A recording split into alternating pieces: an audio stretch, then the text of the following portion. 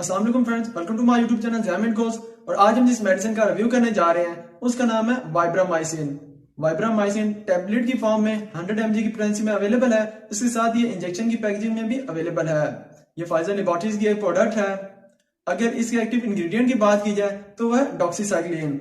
Doxycycline जो कि एक ब्रॉड स्पेक्ट्रम टेट्रासाइक्लिन ग्रुप और बैक्टीरियोस्टैटिक क्लास ऑफ एंटीबायोटिक से बिलोंग करती है, and also it has anti microbial properties, so that's why they are effective in treating various kind of microbial infection, parasitic infection, gram positive and gram negative bacterial infection. अब doxycycline के mode of action को discuss करते हैं कि ये किस तरह bacteriostatic action को परफॉर्म करती है। लेकिन उससे पहले जरा हम ये जान लेते हैं कि ये जो बैक्टीरियल ग्रोथ या बैक्टीरियल प्रोटीन सिंथेसिस होती है वो किस तरह होती है। तो अब हम जानते हैं कि बैक्टीरियल सेल में राइबोसोम प्रेजेंट होते हैं जहां पे असल में प्रोटीन सिंथेसिस होती है।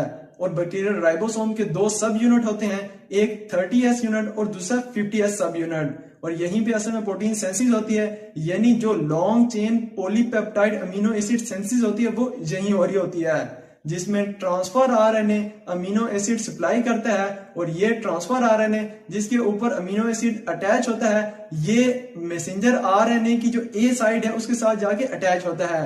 और जब ये मैसेंजर आरएनए की ए साइड से जाके अटैच होता है तो इसके बाद फर्दर अमीनो एसिड इसके साथ ज्वाइन होते रहते हैं, आते रहते हैं। और इस तरह जो पॉलीपेप्टाइड की सिंथेसिस है और पॉलीपेप्टाइड चेन है उसकी ग्रोथ होती है और बैक्टीरियल प्रोटीन सिंथेसाइज होती हैं। और आपकी जो बैक्टीरियल ग्रोथ और बैक्टीरियल इन्फेक्शन जो होता है वो प्रोपोगेट करता है।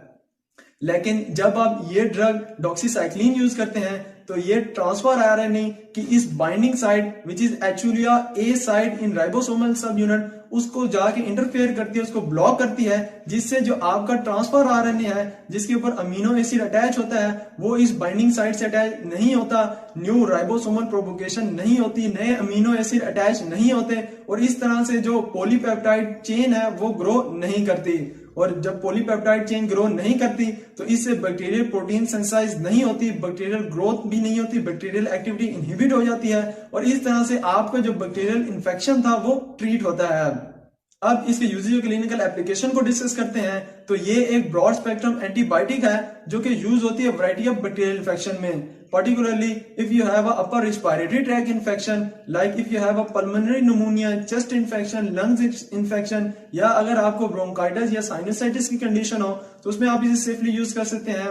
साथ ही अगर आपको कोई स्किन या सॉफ्ट टिश्यू इन्फेक्शन हो जैसे कि एक्नी वल्गैरिस हो या रोजेशिया हो, जिसमें आपकी स्किन पे ब्लैक हेड्स, रैशेज या फ्लशिंग या आपकी जो स्किन है वो परमानेंटली रेड होने लग जाती है और इवन इससे आपकी जो ब्लड वेसल्स हैं वो विजिबल होने लग जाती हैं, तो इस केस में आप इसे सेफली यूज कर सकते हैं। साथ ही अगर आपको कोई सेक्सुअली ट्रांसमिटेड इन्फेक्शन हो जैसे कि यूजुअली क्लेमीडिया हो, गोनोरिया हो, सिफाइलिस की कंडीशन हो, आपको जीआईटी ट्रैक में कोई इन्फेक्शन हो गया हो, एच पाइलोरी की इन्फेक्शन हो, उस केस में भी आप इसे सेफली यूज कर सकते हैं। साथ ही अगर आपको कोई और ग्राम पॉजिटिव या ग्राम नेगेटिव इन्फेक्शन हो जैसे कि लाइकली प्लेग हो, कोलेरा हो, एंथ्राक्स हो गया हो, या इसके साथ ही अगर आपको यूरिनरी ट्रैक इन्फेक्शन हो, ऑप्थेल्मिक या आई इन्फेक्शन हो, तो उस केस में भी आप इसे सेफली यूज कर सकते हैं। इसके साथ ही मलेरिया के पेशेंट में जब वो क्लोरोक्विनोन रेजिस्टेंट हो जाता है तो उस केस में भी आप इसे सेफली यूज कर सकते हैं। और इसे मोस्टली उस वक्त यूज किया जाता है जब पेशेंट दूसरी पेनिसिलिन एंटीबायोटिक जैसे कि एमॉक्सिसिलिन, एम्पिसिलिन, ऑक्सीसिलिन, नेफिसिलिन से रेजिस्टेंट हो चुका हो, तो उस केस में इस डॉक्सीसाइक्लिन को यूज करवाया जाता है। अब इसके डोजेज और एडमिनिस्ट्रेशन की बात करते हैं तो इसकी dose according to various medical condition vary करती है, मगर आप 100 mg की डोज दिन में 2 मरतबा सेफली यूज कर सकते हैं।